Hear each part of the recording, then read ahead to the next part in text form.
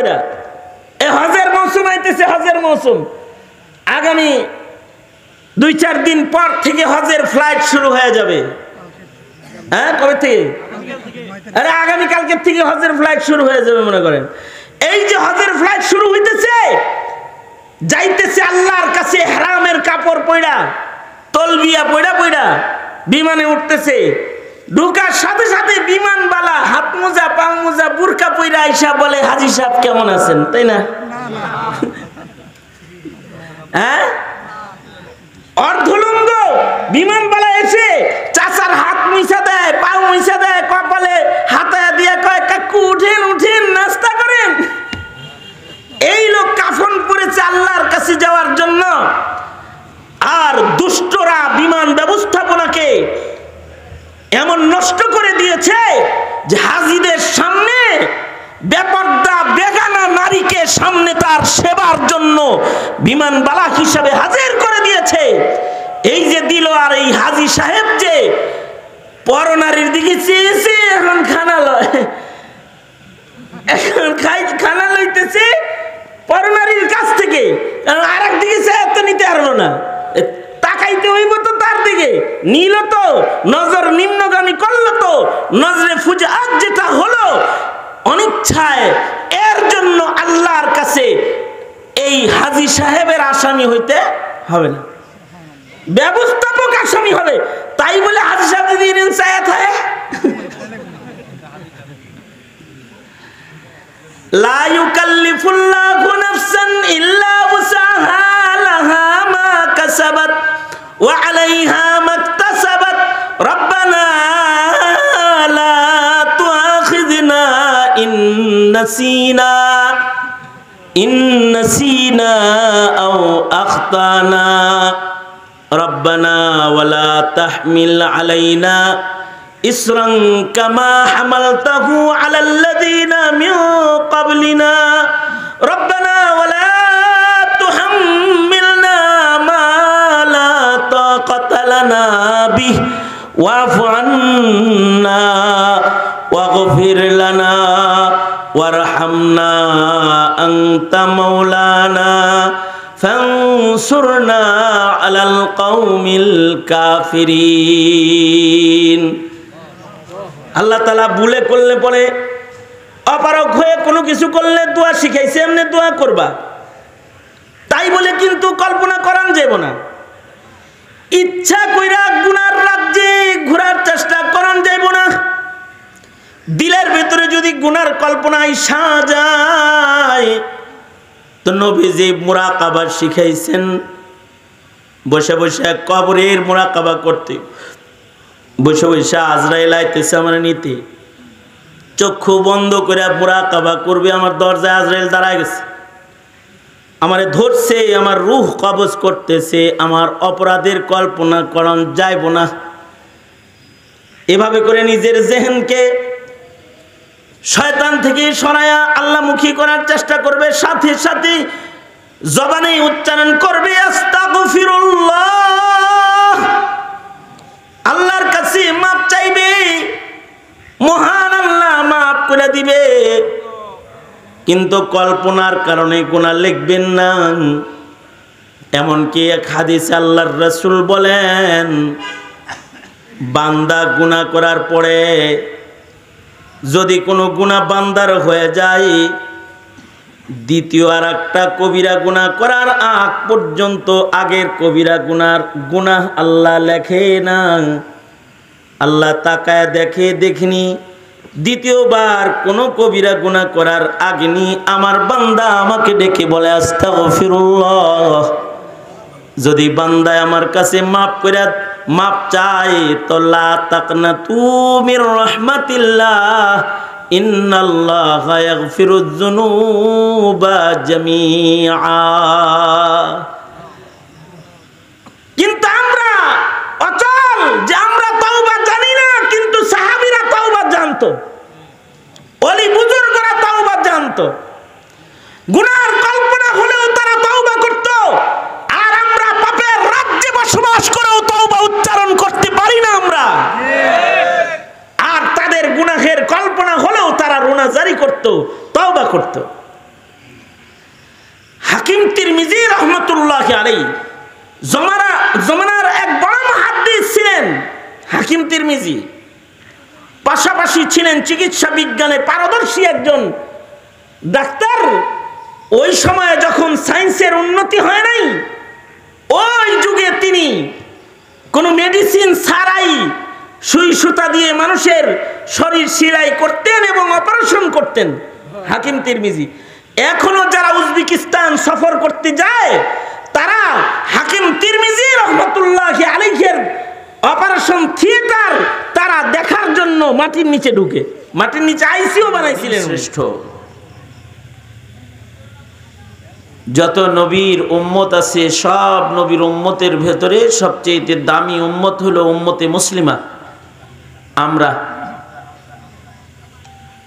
আল্লাহ তাআলা নিজেই বলেছেন কুনতুম খায়রা উম্মাতিন, তোমরা উম্মত হিসেবে শ্রেষ্ঠ উম্মত।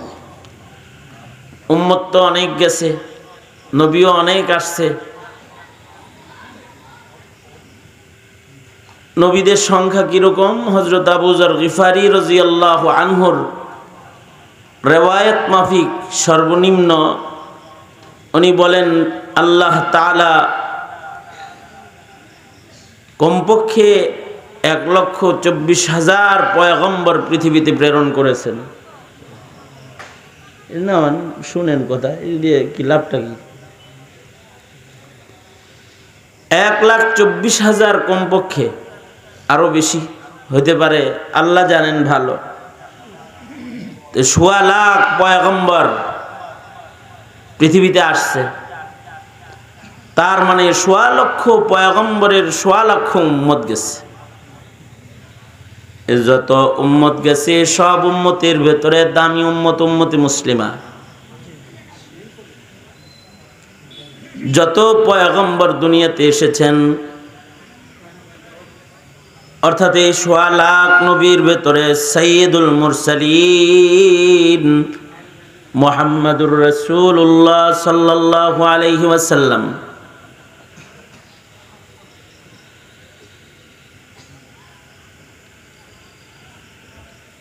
তিনশতের উপরের রাসূল, বড় বড় 4 জন রাসূল, 100-র উপরে কিতাব, তার ভিতরে বড় বড় 4টি কিতাব, এর ভেতরে সবচেয়ে দামি কিতাবওয়ালা উম্মত, সবচেয়ে দামি নবীর উম্মত হলো উম্মতে মুহাম্মাদি, মুহাম্মাদুর রাসূলুল্লাহ সাল্লাল্লাহু আলাইহি ওয়াসাল্লামের উম্মত। আল্লাহর রাসূল বলেন, হে আমার উম্মতেরা, আমি নবীদের শ্রেষ্ঠ, তোমরা উম্মতদের শ্রেষ্ঠ। নবী বলেন, নবীদের ভেতরে আমার দাম বেশি আর উম্মতদের ভেতরে তোমাদের মূল্য বেশি। এই কারণেই আসছে তো উম্মত হিসেবে সবার পরে, ইকো বন্ধ করো, আসছে তো সবার পরে, আসছি আমরা সবার পরে, কিন্তু জান্নাতের ভেতরে প্রবেশ হবে সবার আগে। এই উম্মত জান্নাতে যাবে সবার আগে। মোস্তফা আল হুসাইনি রহমতুল্লাহ আলাইহি বাংলাদেশের মশহুর এক মুফাসসিরে কোরআন ছিলেন। উনি উপমা দিয়ে বুঝাইতেন,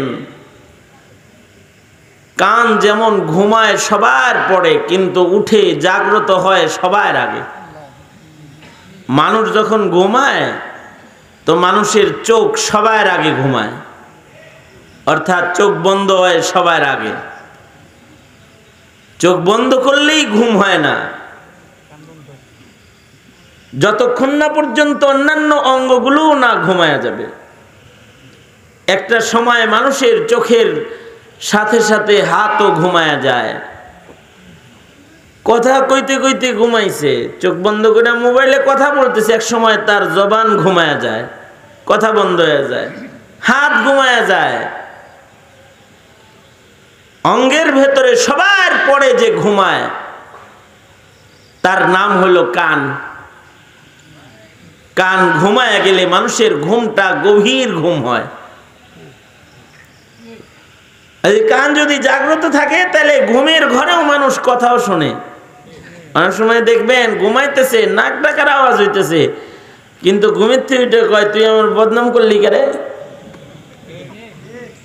তার মানে তার চোখ ঘুমাইলেও তার কান ঘুমায় নাই। কান যেমন ঘুমাইছে সবার পড়ে, কিন্তু বলুন তো মসজিদের আজান কে শুনেছে? চোখে শুনছে? হাতে শুনছে? অন্য কোনো অঙ্গ টের পাইছে নাকি কানে টের পাইছে? ঘরের ভেতরে বিড়াল হাঁটতেছে, তাকের উপর থেকে একটা পাতিল ফেলে দিয়েছে, তো কানে আওয়াজ শুনছে, কান সব অঙ্গরে জাগাইছে। কি রইল? কান ঘুমাইছে সবার পরে কিন্তু জাগ্রত হয়েছে সবার আগে। উম্মতে মুহাম্মাদি এমন একটা পাওয়ারফুল উম্মতের নাম, যারা পৃথিবীতে আসছে সবার পরে কিন্তু তাদের জান্নাতের প্রবেশ হবে সবার আগে। কারণ এরা খায়রুল উমাম, উম্মতের ভেতরে শ্রেষ্ঠ। যত উম্মত আছে তার শ্রেষ্ঠ উম্মতে মুহাম্মাদি। কিয়ামত পর্যন্ত উম্মতে মুহাম্মাদি যত আসবে, নবীজির যুগ থেকে শুরু করে কিয়ামত পর্যন্ত যত উম্মতে মুহাম্মাদি হিসেবে আগমন করবে, এর ভেতরে সবচেয়ে দামি উম্মতে মুহাম্মাদির জামাতের নাম হলো সাহাবায়ে কেরাম রিজওয়ানুল্লাহি আলাইহিম আজমাইন।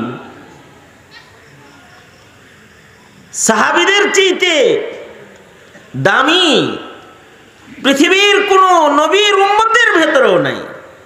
সকল নবীর সকল সাহাবীদের চাইতে আমাদের নবীর সাহাবীদের মর্যাদা আল্লাহর কাছে বেশি। এই কারণে আল্লাহ তাআলা সাহাবায়ে কেরামদের উপরে যে রাজি, দুনিয়াবাসীকে কোরআনে কারীম দিয়া আল্লাহ তাআলা জানায় দিয়েছেন রাদিয়াল্লাহু আনহুম ওয়া রাযু আন। আল্লাহ তাআলা সাহাবীদের উপরে রাজি, আর সাহাবীরা আল্লাহর উপরে রাজি। সাহাবী সম্পর্কে কিছু আকীদা, নবী সম্পর্কে যেমন কিছু আকীদা আছে, সাহাবী সম্পর্কেও কিছু আকীদা আছে।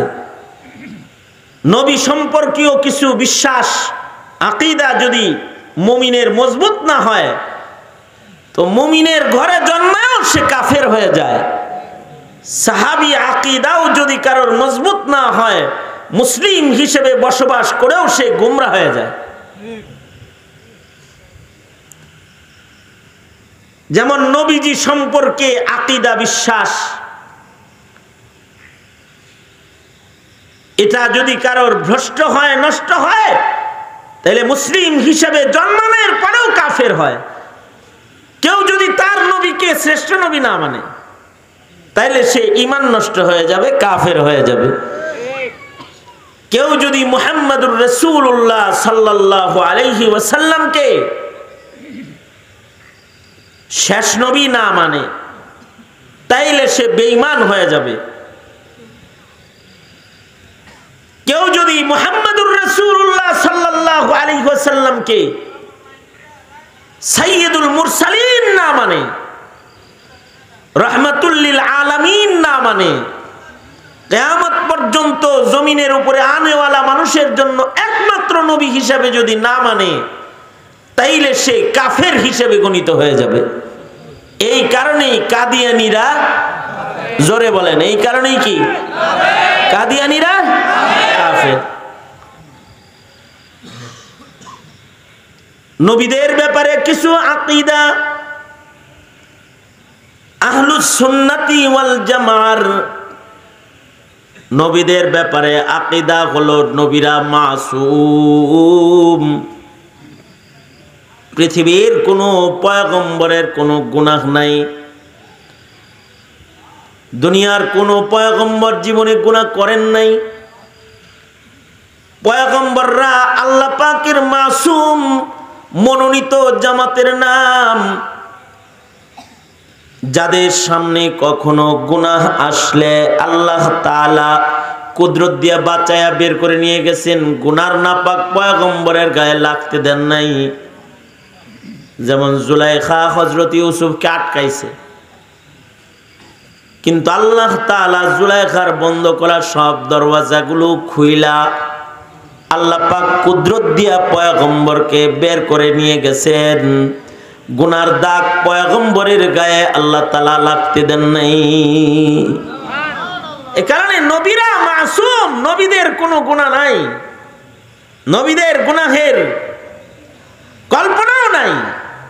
শুধু গুনাহ নাই না, গুনাহের কল্পনাও নবীদের জীবনে নাই। কিন্তু সাহাবায়ে কেরামের গুনাহের কল্পনাও আছে, গুনাহও আছে। কিন্তু সাহাবী সম্পর্কে আকীদা হলো সাহাবীরা মাহফুজ মিন নারি জাহান্নাম, দোজখের আগুন থেকে জামাত মুক্ত। এদের কেউ গুনাহ নিয়ে কবরে যান নাই। গুনাহ হলেও আল্লাহ তাআলা মৃত্যুর আগে তাদের গুনাহ মাফ করানোর তরিকা সামনে এনে দিয়েছেন পয়গম্বরের সোহবতের বরকতে, নবীজির সান্নিধ্যের বরকতে। এ কারণে নবীগণ হলো মাসুম, কিন্তু সাহাবায়ে কেরাম হলো মাহফুজ। সাহাবীরা কি মাহফুজ? মাহফুজ মানে দোজখের আগুন থেকে মাহফুজ। সাহাবীরা জাহান্নামের আগুন থেকে মুক্ত। হ্যাঁ, সাহাবীদের প্রতিও আল্লাহর নির্দেশ ছিল, আল্লাহ আল্লাহর পছন্দ ব্যক্ত করেছিলেন, সাবধান, গুনাহ তো করবি না, করবি না, তোরাও গুনার কল্পনা করতে পারবি না, কারণ গুনার কল্পনা আমি আল্লাহর কাছে পছন্দের না।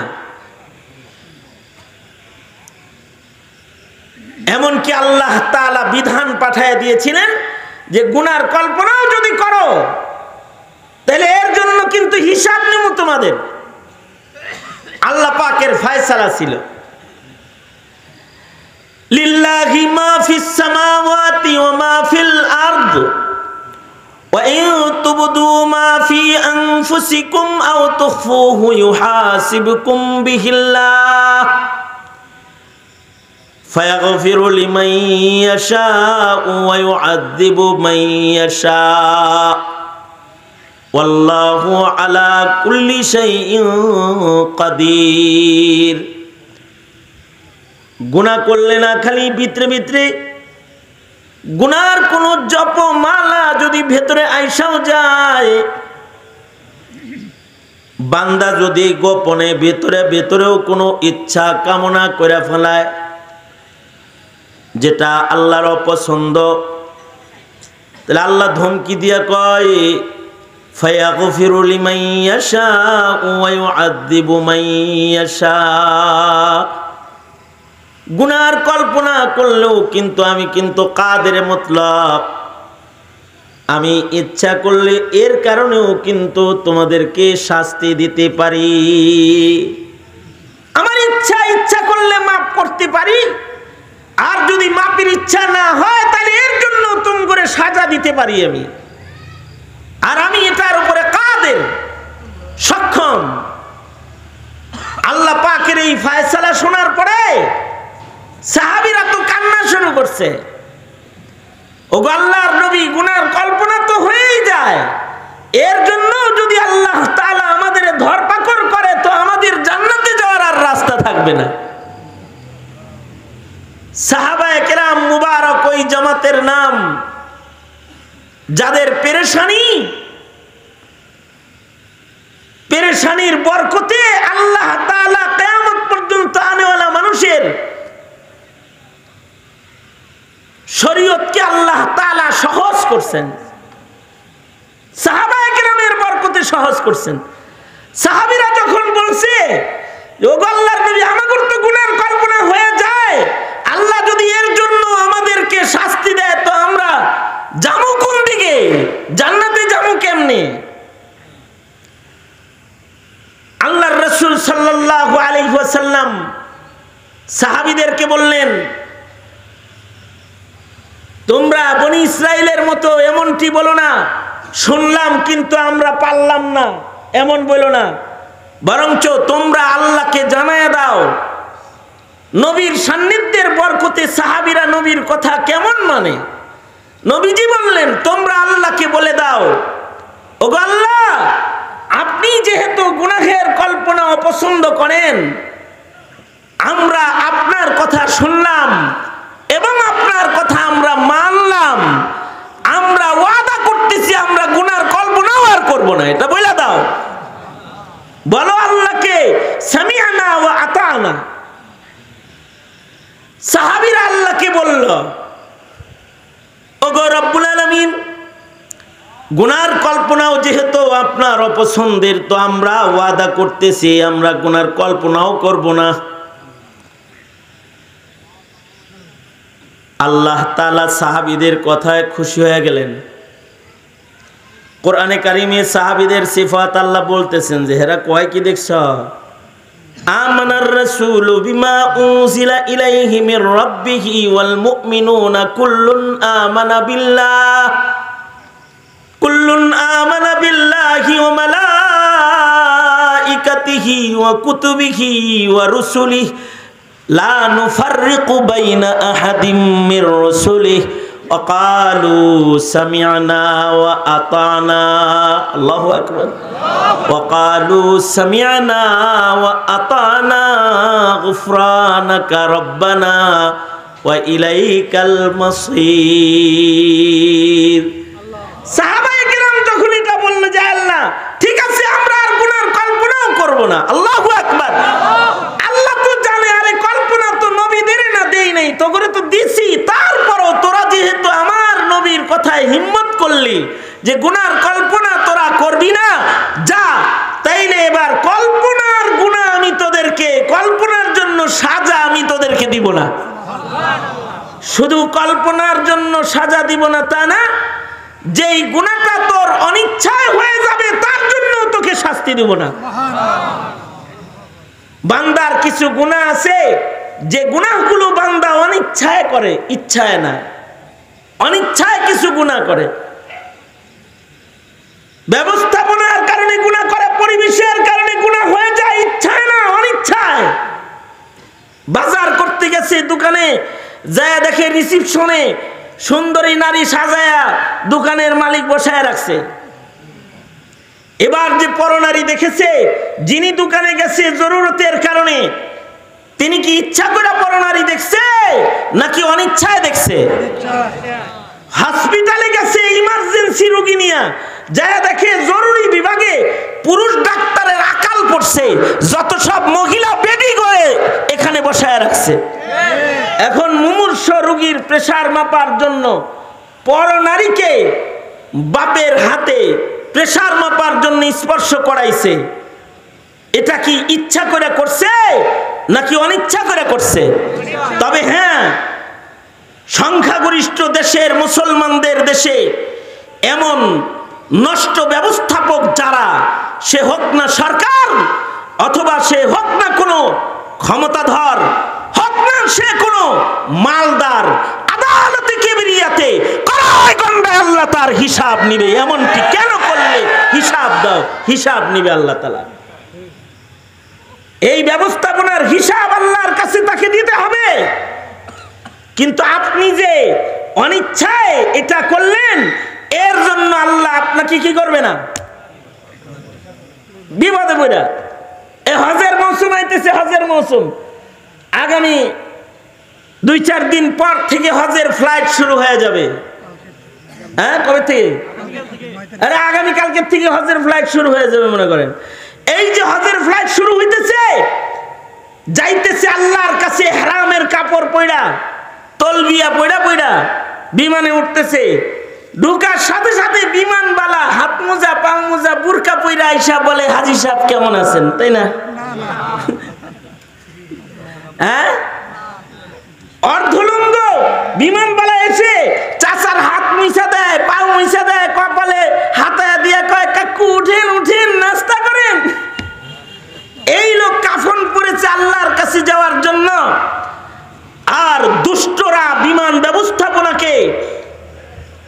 নষ্ট করে দিয়েছে যে হাজিদের সামনে বেপর্দা বেগানা নারীকে সামনে তার সেবার জন্য বিমানবালা হিসাবে হাজির করে দিয়েছে। এই যে দিল, আর এই হাজী সাহেব যে পরনারীর দিকে চেয়েছে, এখন খানা লয়, এখন খানা লইতেছে পরনারীর কাছ থেকে, আর একদিকে চেয়ে তো নিতে পারলো না, তাকাইতে হইব তো তার দিকে, নিল তো, নজর নিম্নগামী করলো তো, নজরে ফুজাত যেটা হলো অনিচ্ছায়, এর জন্য আল্লাহর কাছে এই হাজী সাহেবের আসামি হইতে হবে না, ব্যবস্থাপক আসামি হবে। তাই বলে হাজী সাহেব যদি ইনসায়াত হয়, লা ইউকাল্লিফুল্লাহু নাফসান ইল্লা উসাহা লাহা মা কাসাবাত ওয়া আলাইহা মাকতাসাবাত রব্বানা লা তুআখিযনা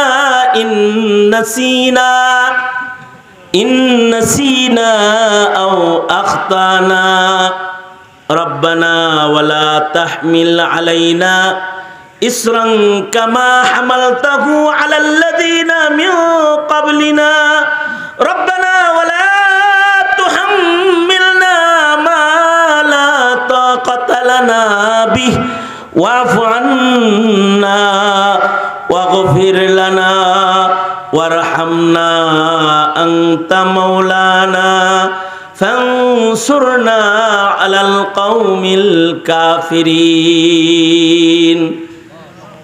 আল্লাহ তাআলা ভুলে করলে পরে, অপারগ হয়ে কোনো কিছু করলে দোয়া শিখাইছে এমনি দোয়া করবা, তাই বলে কিন্তু কল্পনা করান যাব না।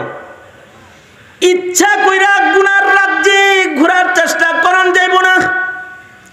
দিলের ভিতরে যদি গুনার কল্পনা আইসা যায়, তো নবীজি মুরাকাবা শিখাইছেন, বসে বসে কবরের মুরাকাবা করতে, বসে বসে আজরাইল আইতেছে আমার নিতে, চক্ষু বন্ধ করে মুরাকাবা করবে। আমার দরজায় আজরাইল দাঁড়ায় গেছে, আমারে ধরছে, আমার রূহ কবজ করতেছে, আমার অপরাধের কল্পনা করন যাইব না। এভাবে করে নিজের জেহেনকে শয়তান থেকে সরায়া আল্লাহমুখী করার চেষ্টা করবে, সাথে সাথে জবানে উচ্চারণ করবে আস্তাগফিরুল্লাহ, আল্লাহর কাছে মাপ চাইবে, মহান আল্লাহ মাপ করে দিবে। কিন্তু কল্পনার কারণে গুনাহ লিখবেন না। এমনকি এক হাদিসে আল্লাহর রাসূল বলেন, বান্দা গুনাহ করার পরে যদি কোনো গুনাহ বান্দার হয়ে যায়, দ্বিতীয় আর একটা কবিরা গুনাহ করার আগ পর্যন্ত আগের কবিরা গুনাহ আল্লাহ লেখে না। আল্লাহ তাকায় দেখে, দেখিনি দ্বিতীয়বার কোনো কবিরা গুনাহ করার আগেনি আমার বান্দা আমাকে ডেকে বলে আস্তাগফিরুল্লাহ।